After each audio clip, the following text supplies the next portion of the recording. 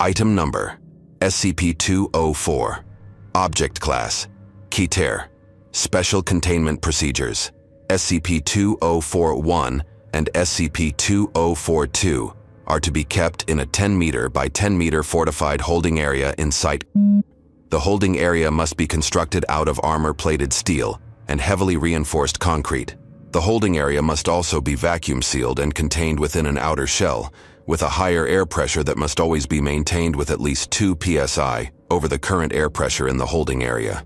At least one full security team must be kept on standby at all times. It is only during SCP-2041's scheduled feeding times that D-Class personnel are allowed to enter for the purposes of maintenance. SCP-2041's typical diet consists of any kind of meat, preferably from living subjects. Such subjects will often consist of aggressive animals such as wild dogs, bulls, or any other animal that must be euthanized due to aggression. However, D-Class personnel will also suffice if such food sources are unavailable. SCP-2042's diet consists of a regular human diet with no special measures required. SCP-2042 is allowed to make special requests, but any and all requests must be given O5 approval. Any personnel caught attempting to deliberately provoke SCP-2042 will be immediately terminated. Security personnel are required to ignore any and all of SCP-2042's attempts to provoke a response from them unless there is a clear and present risk of containment breach. Failure to do so will result in harsh administrative punishment.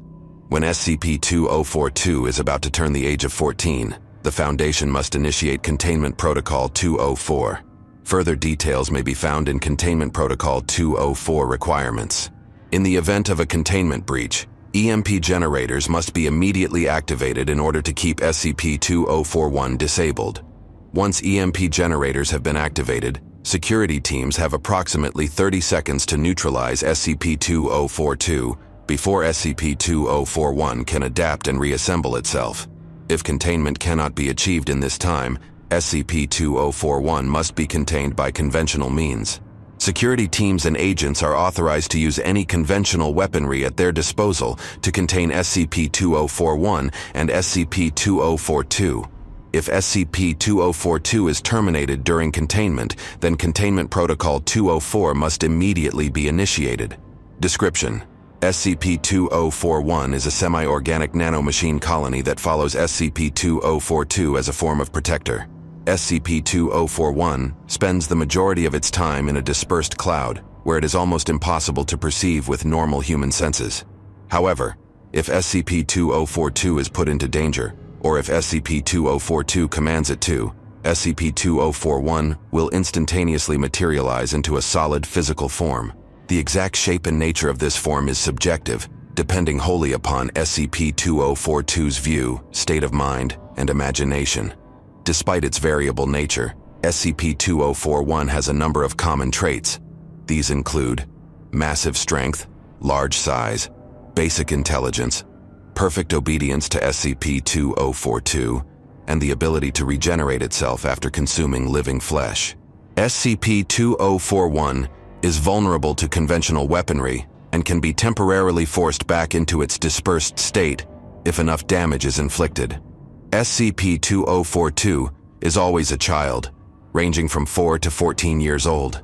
Physically, there is nothing outstanding about SCP-2042 besides its ability to call upon SCP-2041. All incidences of SCP-2042 have common traits.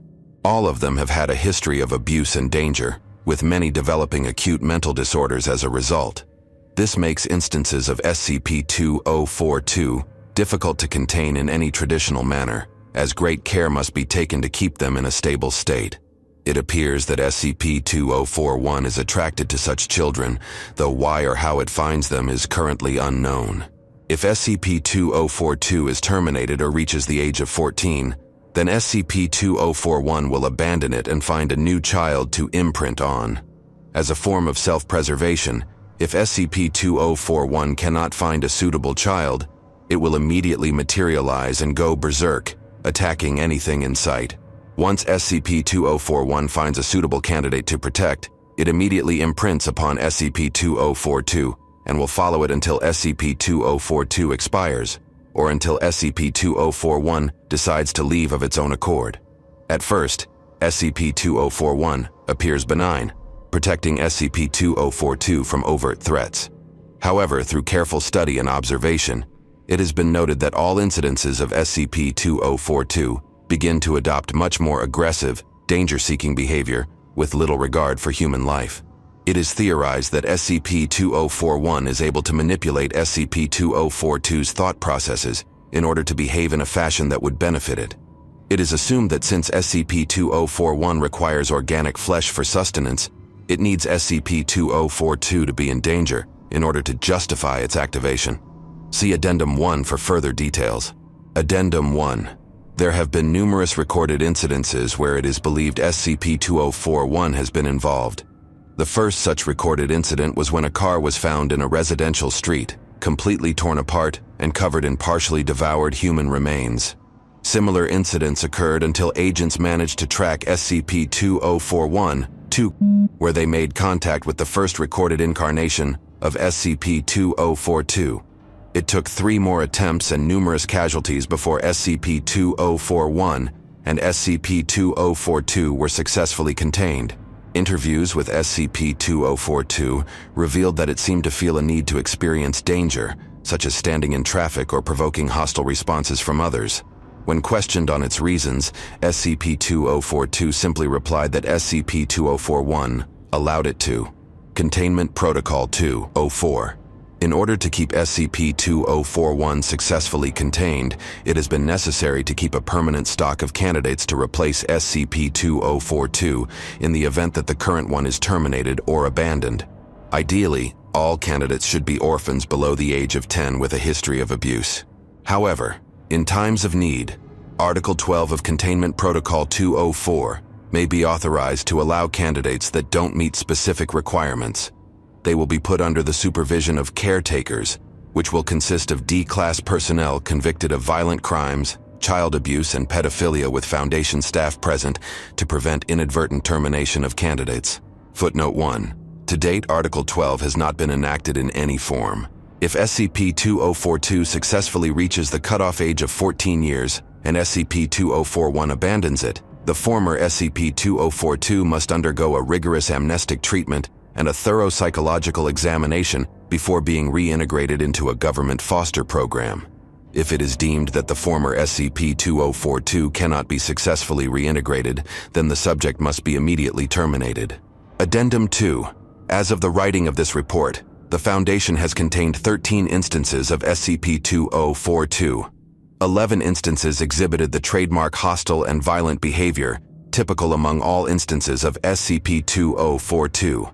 However, 2 instances of SCP-2042 showed a marked improvement in their mental health and stability, and had the lowest number of containment breach attempts. It is currently unclear what specific factors trigger these differences in behavior, as the exact mechanism SCP-2041 uses to manipulate its host is still unknown. Addendum 3. Though there is evidence to suggest that SCP-2041 may be sentient, or possibly even sapient, all attempts to communicate directly with SCP-2041 have resulted in failure.